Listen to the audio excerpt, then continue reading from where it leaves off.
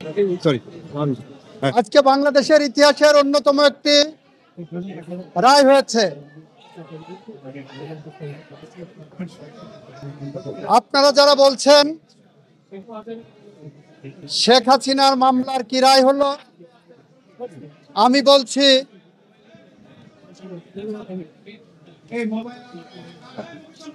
জুলাই বিপ্লবে যারা শহীদ হয়েছেন তাদের মামলার কি রায় হলো। আমরা বলতে চাচ্ছি জুলাই বিপ্লবে শহীদদের মামলায় শহীদরা ন্যায় বিচার পেয়েছেন, রাষ্ট্র ন্যায় বিচার পেয়েছে, প্রসিকিউশন পক্ষ ন্যায় বিচার পেয়েছে। সেই ন্যায় বিচার প্রতিষ্ঠা করতে যে সেই ন্যায় বিচারের মানদণ্ড হলো এই মামলার দুইজন আসামিকে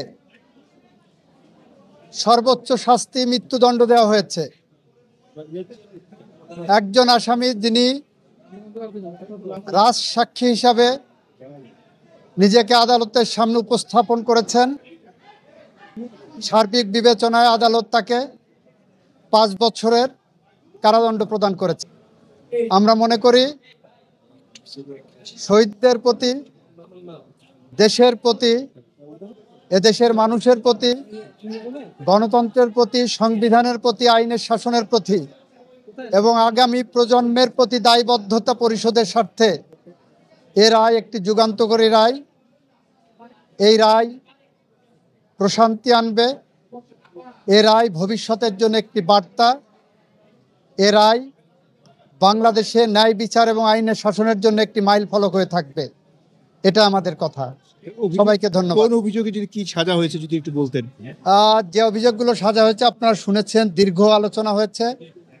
ওনার 5টা অভিযোগকে 3টা কাউন্টে এনে ওনারা সাজা দিয়েছেন। শেখ হাসিনাকে একটা কাউন্টে সুপিরিয়র কমান্ড রেসপন্সিবিলিটিতে যাবজ্জীবন জেল আনটিল ন্যাচারাল ডেথ দিয়েছেন, আর ডাইরেক্টলি যেটা নির্দেশনা দিয়েছেন সেখানে তাকে ডেথ পেনাল্টি দিয়েছেন। আইনের বিধান মতে যেদিন থেকে গ্রেপ্তার হবেন সেদিন থেকে সাজা কার্যকর হবে। এটা রাষ্ট্র আইনিভাবে যা যা করণীয় সব করবে। রাষ্ট্র আইনিভাবে যা যা করা সম্ভব সবটুকু করবে। এই মামলায় শহীদদের পরিবারকে, আহতদেরকে ক্ষতিপূরণ দেওয়ার জন্য একটা নির্দেশনা আদালত দিয়েছেন। আওয়ামী লীগ নিষিদ্ধের প্রশ্নে এই মামলা বলেছেন, এই আদালত বলেছেন এই মামলার মধ্যে আওয়ামী লীগ নিষিদ্ধের ইস্যু ছিল না বলে ওই বিষয়ে ওনারা কোনো কমেন্ট করেননি।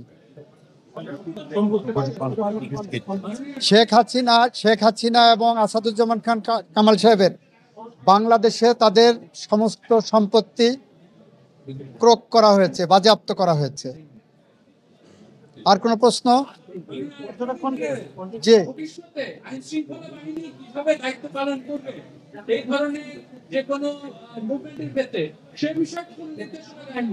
এই মামলার ওই বিষয়ে কোনো পর্যবেক্ষণ এখানে আসার সুযোগ নাই, যেহেতু কোনো অভিযোগ এই মর্মে কোনো চার্জ গঠন হয়নি বা সাবজেক্ট না, ইস্যু না। তবে এই মামলার মর্ম থেকে সবাই একটা বার্তা পাবেন কিভাবে দায়িত্ব পালন করতে হবে।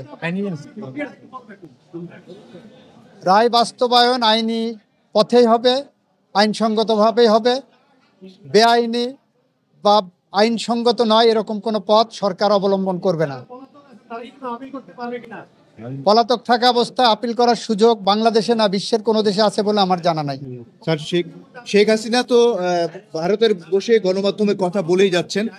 এই রায়ের পর তিনি যেহেতু আইনের দৃষ্টিতে এখন একজন মৃত্যুদণ্ডপ্রাপ্ত আসামি, সেক্ষেত্রে বাংলাদেশ থেকে কোনো পদক্ষেপ নেওয়া হবে কিনা তার এই ধরনের ইন্টারভিউ প্রচারের বিষয়ে? বাংলাদেশ সরকার আইনসঙ্গতভাবে যত রকম পদক্ষেপ আছে সবগুলো নেবে বলে আমরা মনে করি। সেক্ষেত্রে রায়ের কপি পাঠাতে হবে কিনা, অথবা সরকারের হাতে রায়ের কপি যাওয়ার পর সরকার এই রায় কার্যকর করার জন্য কোথায় রায়ের কপি পাঠাবেন, কি পদক্ষেপ নেবেন, সরকার এটা আইনি পর্যালোচনা। পরবর্তী সংবাদ দেখার জন্য আমন্ত্রণ এবং সাবস্ক্রাইব করে বার্ড নিউজের পাশে থাকুন।